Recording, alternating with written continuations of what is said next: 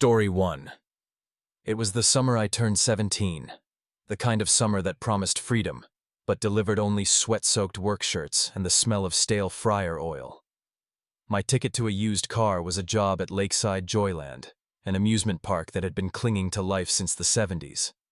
It was a place of faded grandeur, where the once vibrant paint on the carousels was chipped to reveal graying wood, and the roller coaster's roar sounded more like a death rattle.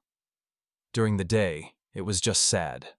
The forced cheerfulness of the calliope music, the sticky pavement, the bored families. But at night, after the last guest had shuffled out, the park took on a different character, a darker one. My job was part of the late-night cleanup crew, which meant I saw the park in its most honest state, skeletal, silent, and shadowed. We all knew the stories. Every crumbling local attraction has its ghosts. Ours was Lily. The legend was simple and tragic. A little girl who, decades ago, had slipped from one of the horses on the Gilded Galloper carousel. They said she loved that ride so much she never truly left it. It was standard campfire stuff, something we'd joke about to pass the long hours. The Gilded Galloper was the park's centerpiece. It was an ornate, two-tiered monstrosity with horses whose painted smiles looked more like grotesque sneers in the moonlight. One horse, a stark white mare with a chipped porcelain eye, was permanently out of service, chained to its brass pole. That was Lily's horse, the story went. My routine was always the same: sweep the midway, empty the overflowing trash cans, and do a final walkthrough to make sure no one had stayed behind. It was on a stuffy Tuesday night in August that things began to feel wrong.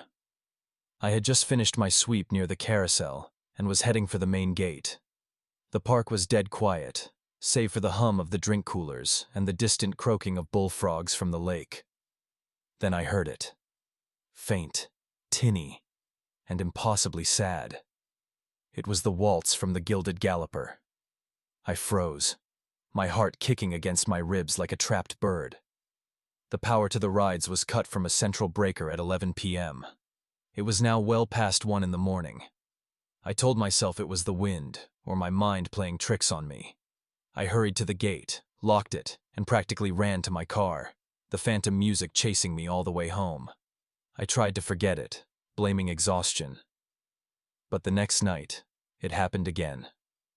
This time, it was louder, clearer. An off-key, wheezing melody that seemed to curl through the fog rolling in off the lake. Morbid curiosity, the kind that gets people killed in horror movies, got the better of me. Flashlight beam trembling, I walked back toward the carousel. The music was coming directly from it, a spectral performance for an audience of none. As I got closer, my blood turned to ice. It wasn't just the music. The Gilded Galloper was moving, not at full speed, but with a slow, agonizingly deliberate rotation. It groaned with each inch it turned, the sound of metal protesting a force that shouldn't exist. My flashlight beam danced over the rising and falling horses, their glassy eyes catching the light. Each one was empty, except for one. On the white mare with the chipped eye, the one that was supposed to be chained down, I saw a shape. It was small, indistinct, a silhouette of a child sitting perfectly still as the horse rose and fell in that impossibly slow rhythm. I couldn't make out a face, just a dark outline against the pale, peeling paint of the horse. My breath hitched in my throat. I wanted to run, to scream, but my feet were cemented to the asphalt. And then, carried on the mournful, tinny music, another sound reached me. It was a sound that had no place in the oppressive silence of that night. A soft, happy giggle.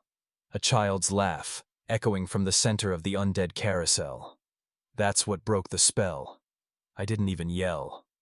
A strangled gasp escaped my lips as I turned and ran.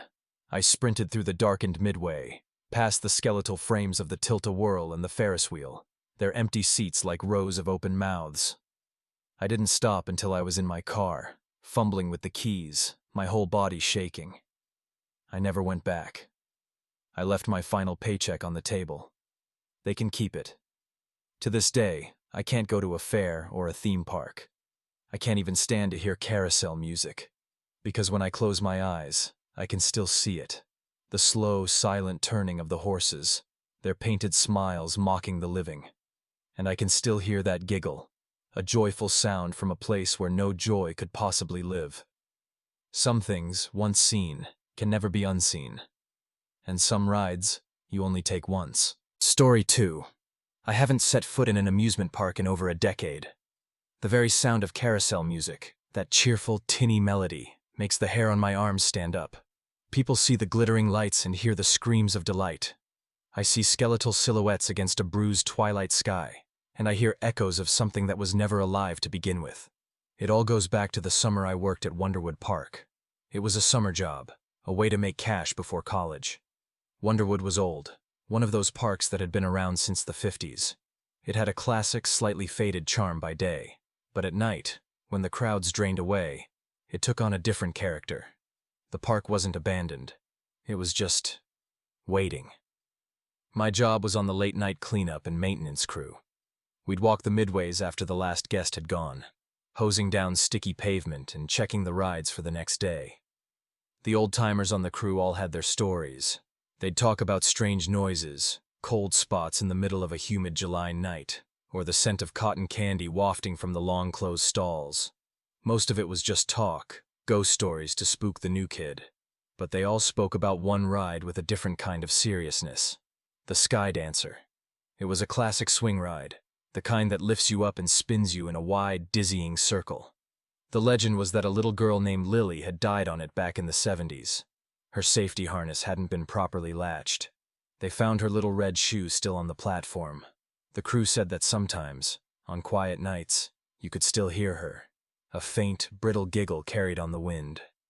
I dismissed it, of course. I was a rational 19-year-old guy. Old parks make old noises. My first real taste of the park's darkness came about a month into the job. I was on the far side of the park, near the old wooden roller coaster, when I saw it. The Sky Dancer's lights flickered on, a sudden burst of color in the gloom. Then, with a low groan of ancient machinery, it started to move. The central column began to rotate, the empty swings lifting and fanning out like the petals of some mechanical flower. There was no music, just the rhythmic creak whir of the motor and the whisper of chains cutting through the air. My blood turned to ice. The main power grid for the rides was shut down from a central breaker box. It was impossible. I radioed my supervisor, my voice trembling. He came over, took one look, and just sighed. "Faulty wiring," he'd grumbled, heading off to the control booth. "Keeps happening." But the look in his eyes wasn't annoyance. It was a deep, settled fear he was trying to hide. The real horror came on my last week. A thunderstorm was rolling in, the air thick and heavy with unspoken energy. Management wanted to do a final latch check on all the rides before we shut down and took cover. I drew the short straw. The Sky Dancer. As I approached, the wind was picking up, making the empty swings sway and knock against each other with hollow metallic clinks. The air grew cold, a sudden, unnatural drop in temperature that had nothing to do with the coming rain. Then I heard it. Not on the wind, not from a distance, but right beside me. A girl's giggle. It was a happy sound, but it was thin and sharp, like breaking glass. I froze, heart hammering against my ribs. My flashlight beam cut through the dark, landing on the ride's platform. All the swings were moving with the wind, all except one. One swing, painted a cheerful yellow, was moving against the rhythm of the others, in a smooth, perfect arc, as if someone was gently pushing it. As if someone was already sitting in it, waiting. I should have run. I should have dropped my tools and sprinted for the front gate. But I was paralyzed. My gaze was fixed on that single rogue swing. The rain started to fall, fat, heavy drops that splattered on the concrete. And as I stood there, I felt a pressure on my hand. It was cold, impossibly cold, like a fistful of snow. It felt small, like a child's hand, slipping its fingers between mine. A whisper slithered directly into my ear, a voice that was both a child's and 1,000 years old.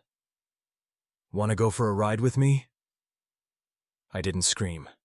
The sound was trapped in my throat, a solid lump of terror. I ripped my hand away from the invisible grip and scrambled backward, falling hard on the slick pavement. I didn't get up. I crab-walked away, pushing myself through puddles, my eyes never leaving the yellow swing that continued its gentle, impossible arc in the growing storm. I didn't stop until I hit the employee parking lot.